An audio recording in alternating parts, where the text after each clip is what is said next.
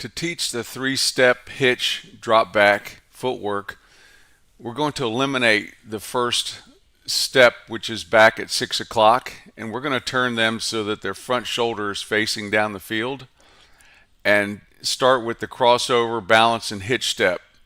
And this is a drill that I've explained earlier in some previous videos, one with the towel drills that I do, and then one with the throwing progression that I do.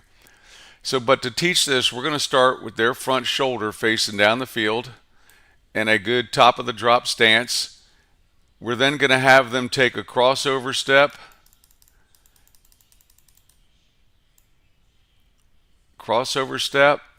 they're going to take a balance step, and then they're going to hitch up, and then he's going to throw the football.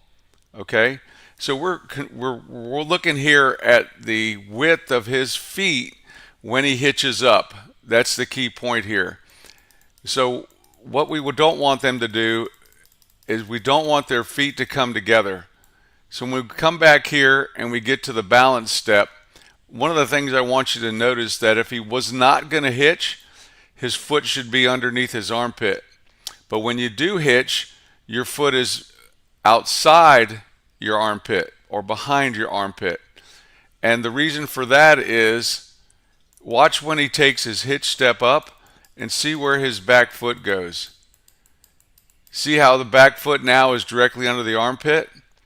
So when I have trouble with the three-step no hitch and quarterback's understanding that your back foot when you plant needs to be under your armpit, I simply have them hitch, show them this video, and say, see how you did this automatically?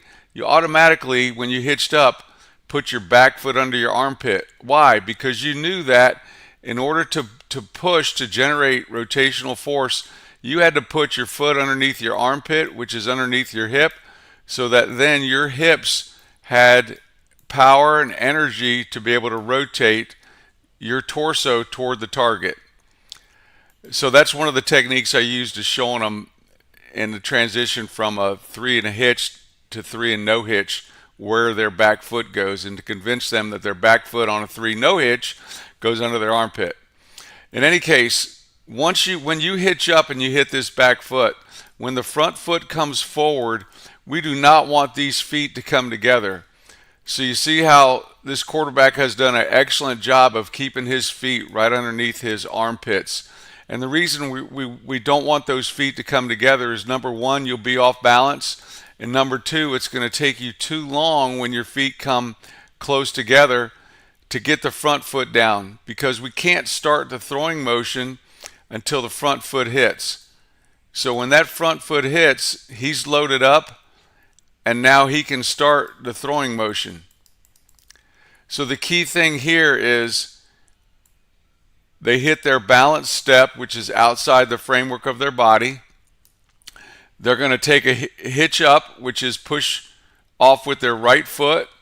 Make sure their feet don't come any closer than shoulder width apart.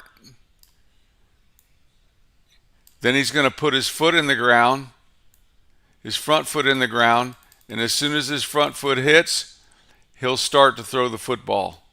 Okay? So let's look at it one more time, and I'll go full speed on the left. Crossover balance, hitch up, and throw it. That's really good rhythm footwork. And when we do this drill, we really want to emphasize the rhythm of the feet. Crossover, balance, hitch, throw. So we throw on time and rhythm. Now, I'm going to go and stop this where his feet are apart, and let's go over to the quarterback on the right. And this quarterback had an issue of his feet coming too close together. So we started him once again, his front shoulders facing down the field. There's his crossover step. There's his balance step, which is good because it's outside the framework of his body, because when he hitches up, he's going to put it underneath his armpit, but we don't want it to come too close together.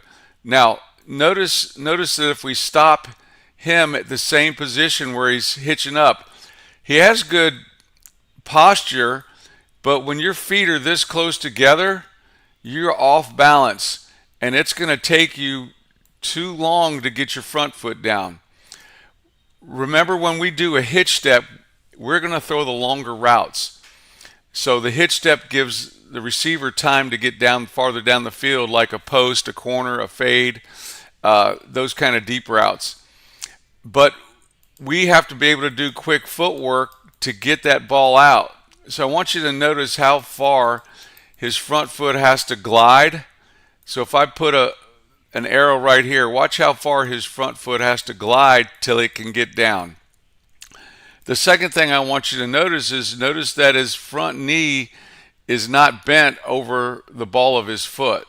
Okay? So his weight hasn't shifted, and he still doesn't get it there, which causes him to have his posture is leaning. Okay? So let's go over to the left and watch and see what this quarterback does. Okay? He has a little bit better bend in his knee. Okay? But look at the difference in his posture. Now notice how nice and tall he is at the same position. And these guys are both at the same position where the ball is being released. Because his feet on the right were too close together, it took him too long to stride, and it caused him to his posture to have to bend at the waist to get his weight far enough forward to release the football with his body position right behind the ball. So that's the reason that we do not want to have this kind of stride when we hitch up with our feet too close together. We want to keep our feet apart when we hitch up, just like you see the quarterback on the left. He's got nice separation as opposed to the quarterback on the right. So that's the drill you want to do with 3 and a hitch.